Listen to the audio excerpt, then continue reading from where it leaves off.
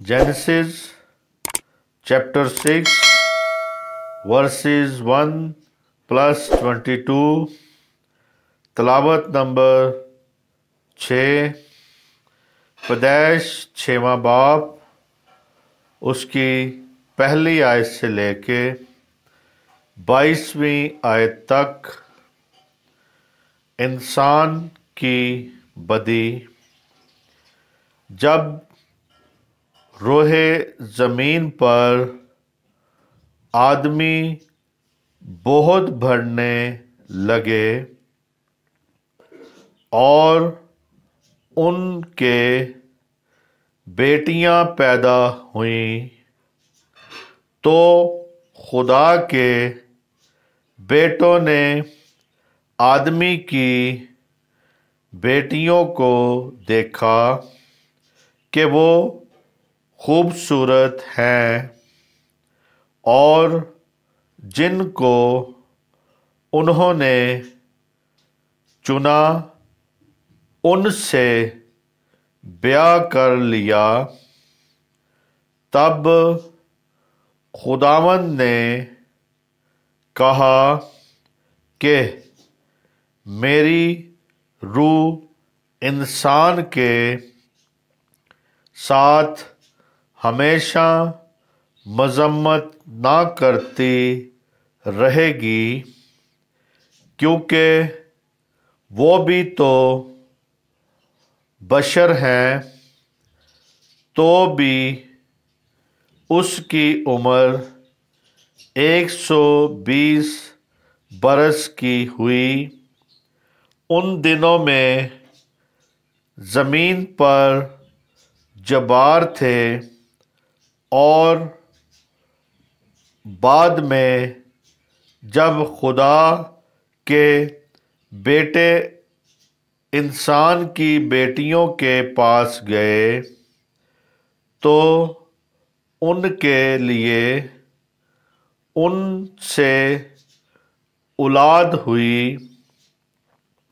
यही कदीम ज़माना के सूरमा हैं जो बड़े नामवार हुए हैं।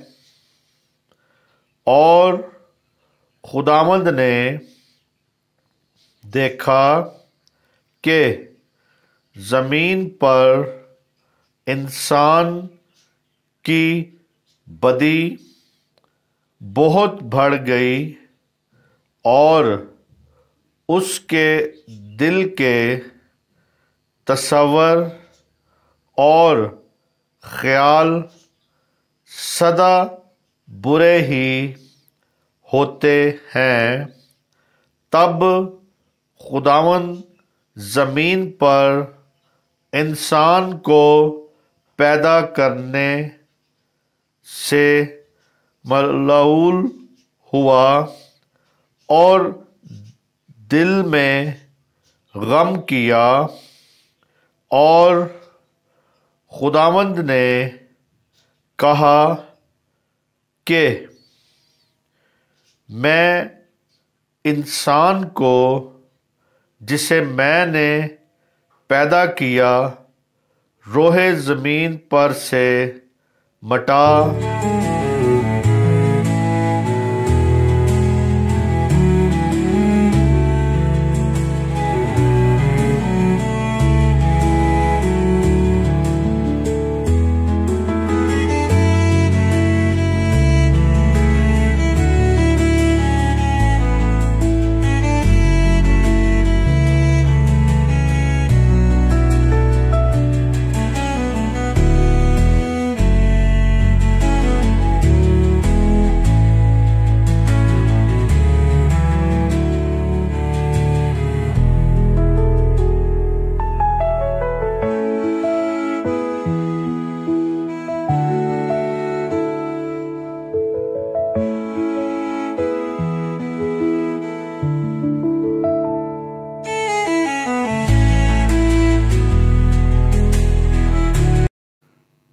डालूँगा।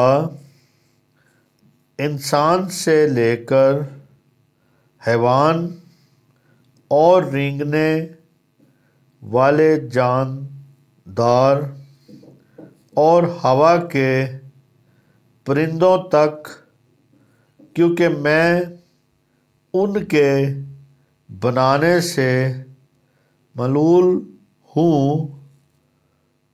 मगर नूह खुदावंद की नज़र में मकबूल हुआ।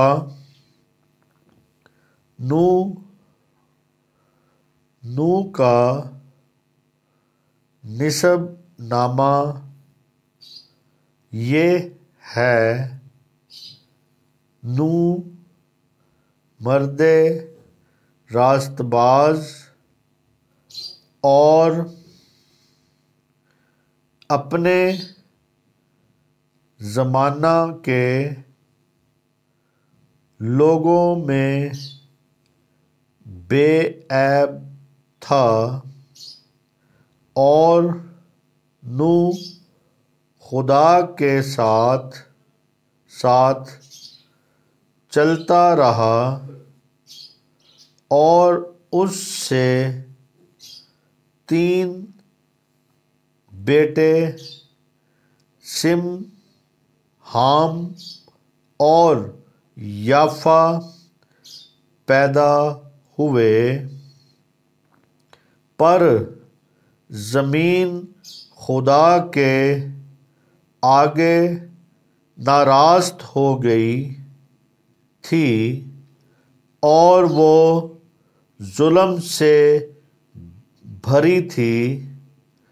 और खुदा ने ज़मीन पर नज़र की और देखा कि वो नाराज़ हो गई है, क्योंकि हर बशर ने ज़मीन पर अपना तरीका बिगाड़ लिया था।